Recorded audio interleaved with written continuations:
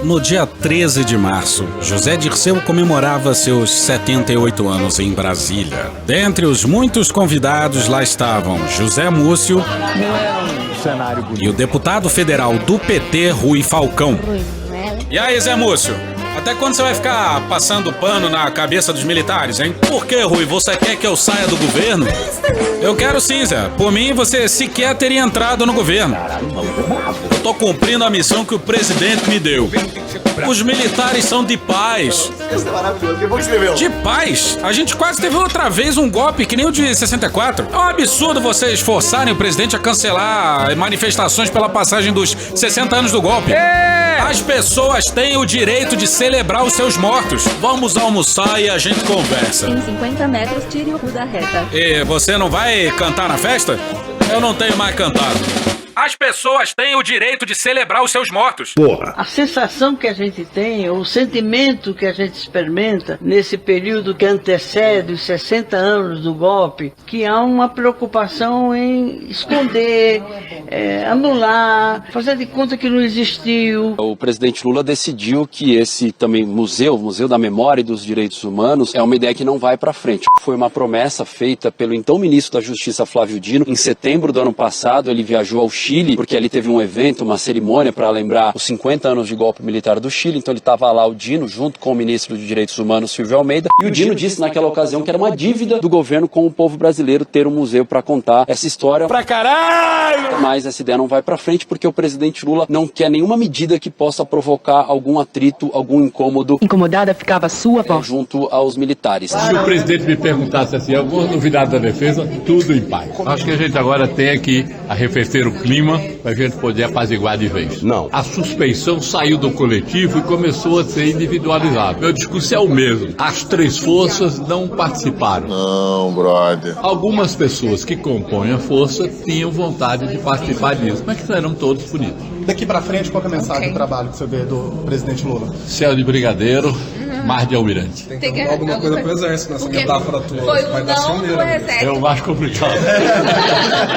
Por isso que eu fiquei calado. Nesse mesmo sentido, o presidente mandou cancelar todos os eventos que seriam realizados em função dos 60 anos do golpe militar. O presidente não quer realizar nenhum gesto alusivo aos 60 anos do golpe militar. Porra. O presidente não quer provocar atrito com os militares. Isso, em outras palavras, é o seguinte: tá com medo. Ah, mas Eduardo, tem que estar com medo mesmo. Então vamos assumir, gente. Vamos todo mundo falar que a gente ainda está sob tutela dos militares, que o governo se equilibra num fio de navalha. Então o governo está sendo ameaçado. Então o governo está no fio da navalha. Então não tem estabilidade nenhuma. Então não se pode confiar na lei. O bonde da história já passou. O presidente Lula já acomodou com os militares. Já há um acordo feito para punir alguns militares e para que as Forças Armadas passem impune, passem à margem disso, institucionalmente. É uma espécie de acordo tácito entre o presidente Lula e a cúpula das Forças Armadas. O general Tomás Paiva e outros comandantes militares já disseram que não vai ter nenhuma manifestação em relação à ditadura militar nos quartéis dessa vez, e a contrapartida do governo seria impedir também qualquer ato alusivo com críticas ali à ditadura militar. Quando a tentativa de golpe de 2023 aconteceu, 2 dias depois, 93% dos brasileiros era contra, criticou essa tentativa de golpe de 8 de janeiro. Naquela época, o Brasil podia ter feito mudanças estruturais nas Forças Armadas. Esta é nossa oportunidade e quizá seja a última. Essa é a nossa oportunidade e talvez seja a última.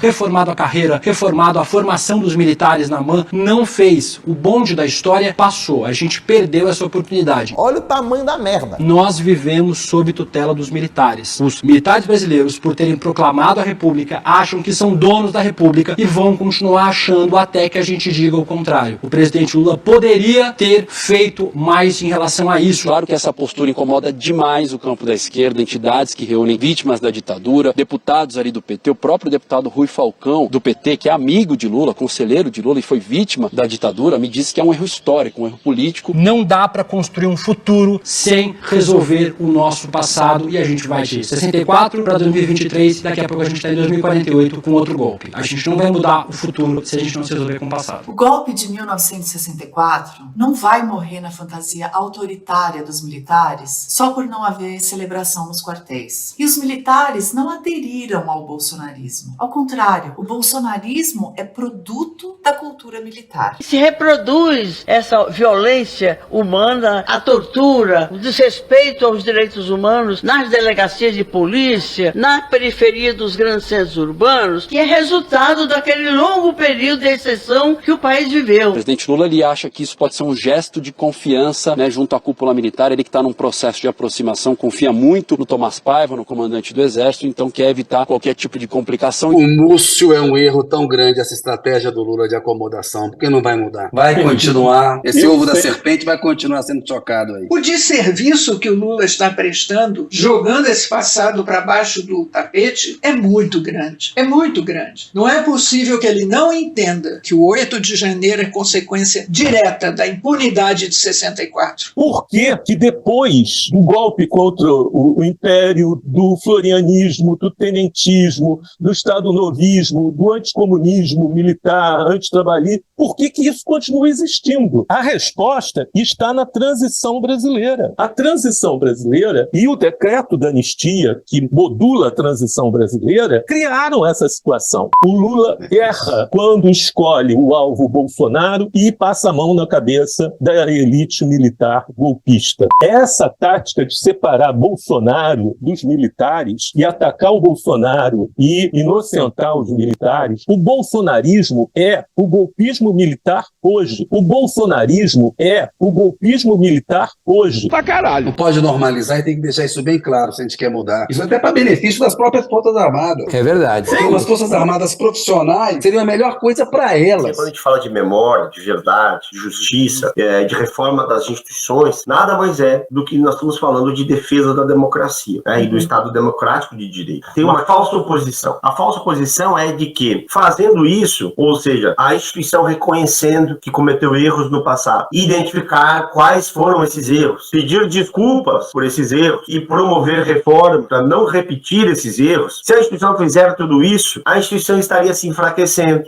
Os pilares da organização militar, da hierarquia, da disciplina, da coesão, estariam se corrompendo. E que fazer isso seria uma ameaça à própria existência, uma ameaça existencial à instituição. Eu acho que essa oposição, ela é falsa e eu acho que esse é o grande nó que precisa ser desatado. A instituição fazer isso seria um grande reforço, um grande fortalecimento institucional e não ao contrário. Esse é só um trecho de um episódio do Medo e Delírio em Brasília. Para escutar na íntegra, segue a gente no seu agregador de podcast favorito. Bora passar raiva? Bora!